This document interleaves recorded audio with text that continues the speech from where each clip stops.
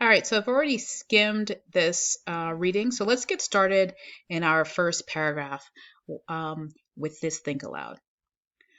All right, so reading the first paragraph. Many chemical reactions can be classified as one of five basic types.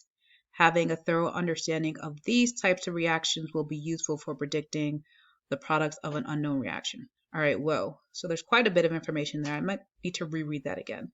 So many chemical reactions, so I guess most of them, can be classified as one of five basic types. Okay, so there are five types I'm hearing.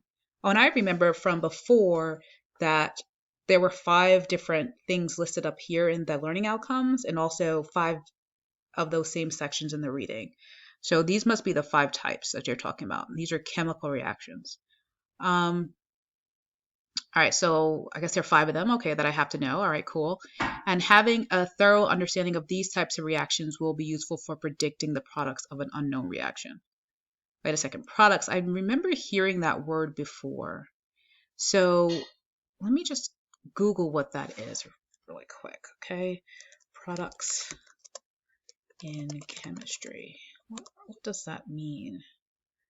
Okay, so products are the species formed from chemical reactions.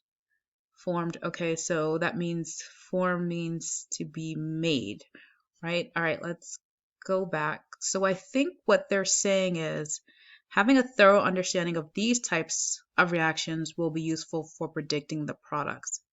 So thorough understanding, so I guess I have to know these types of reactions so I can predict or know what the products.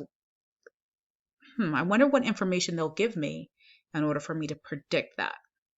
All right, let's keep reading.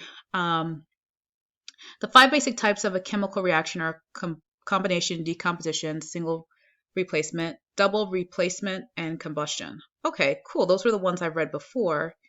And one thing I'm noticing is two of these kind of sound alike, single and double replacement. So single means one, double means two. So I wonder if it has something to do with that.